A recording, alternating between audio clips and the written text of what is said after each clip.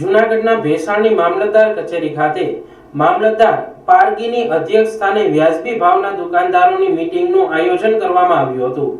ભેસાણ તાલુકાની મામલતદાર કચેરી ખાતે વ્યાજબી ભાવના દુકાનદારોને સાથે રાખી મામલતદારના અધ્યક્ષ સ્થાને સીબીડીસી કામગીરી અંગે એક મીટિંગનું આયોજન કરવામાં આવ્યું હતું, જેમાં તાલુકાના તમામ વ્યાજબી ભાવના દુકાનદારો હાજર રહ્યા હતા। ભેસાણ મામલતદાર કચેરીએ સીબીડીસીની કામગીરી ઝડપી થાય તેવા હેતુ માટે એક મીટિંગનું આયોજન કરવામાં આવેલ। ભેસાણ મામલતદાર દ્વારા ઝડપી અને યોગ્ય રીતે રેશન કાર્ડના લાભાર્થીઓની સીબીડીસી ઓનલાઈન કામગીરી કરે તે માટે વ્યાજબી ભાવના તમામ દુકાનદારોને સૂચન કરવામાં આવ્યું હતું, પરંતુ દુકાનદારોએ આ કામગીરી કરવાનો ઇનકાર કર્યો હતો, જેમાં આ તાલુકાના એસોસિએશન પ્રમુખે એવું જણાવ્યું હતું કે અગાઉ સરકારશ્રીના પરિપત્રોને ધ્યાને રાખીને આધાર કેવાયસી જેવી તમામ કામગીરી અમે કરીએ છીએ, તો આ સીબીડીસી ઓનલાઈનની કામગીરીનું મહેનતાણું જો ગ્રામ પંચાયતના વીસીને મળતું હોય તો અમને મહેનતાણું કેમ નહીં તેમ કહી સીબીડીસીની કામગીરી કરવાનો ઇનકાર કર્યો હતો અને સાથે એવું પણ જણાવ્યું હતું કે આગામી તારીખ 16 ના રોજ ગાંધીનગરમાં ગુજરાતના વ્યાજબી ભાવના દુકાનદારો ભેગા થવાના છે, ત્યારે આગળની કામગીરી કરવી કે નહીં તે અંગે ગાંધીનગરની મીટિંગમાં નિર્ણય કરવામાં આવશે। જો સરકાર કામગીરીનો પરિપત્ર બહાર પાડશે તો પછી કામગીરી કરશું।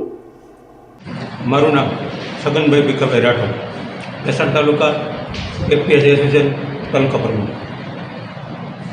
સીબીડીસી વિશેની આજની મિટિંગમાં સાહેબે અમને સૂચના આપી કે આ કામગીરીમાં અમને સપોર્ટ કરો, તો અમારું કહેવાનું એવું છે કે જે તે વખતે અમે સરકારના પરિપત્રો જે થયા છે એના અનુસંધાનની કામગીરી અમે કરી છે। ઈ કેવાયસીની કામગીરી કરી છે, આધાર સીડિંગની કામગીરી કરી છે, પછી આ સીબીડીસીની કામગીરી કરવા પણ અમે રાજી છીએ, અમારે કોઈ વાંધો નથી। અમારું ગુજરાત લેવલનું એસોસિએશન ના પાડે છે, એનું મુખ્ય કારણ કે અમને મહેનતાણું જે મળવું જોઈએ એ મહેનતાણું સીબીડીસીની કામગીરીમાં મળવાનું નથી। જે વીસીને 20 રૂપિયા તરીકે સરકારે નક્કી કર્યું છે, તો અમારું પણ મહેનતાણું એમાં નક્કી હોવું જોઈએ ને કે અમને આ કામગીરીના આટલું મહેનતાણું મળશે, તો એવું સરકારે કોઈ જાતનો કોઈ પરિપત્ર કર્યો નથી, જેથી અમે આ કામગીરી કરી શકીએ તેમ નથી। હાલ તમારું કહેવાનું શું થાય છે કે હવે તમારું આગળનું આયોજન શું રહેશે? આગળનું આયોજનમાં 16 તારીખે અમારે ગાંધીનગર મિટિંગ છે, મિટિંગમાં જે નિર્ણય આવશે એના અનુસંધાને આગળની કાર્યવાહી અમે કરશું।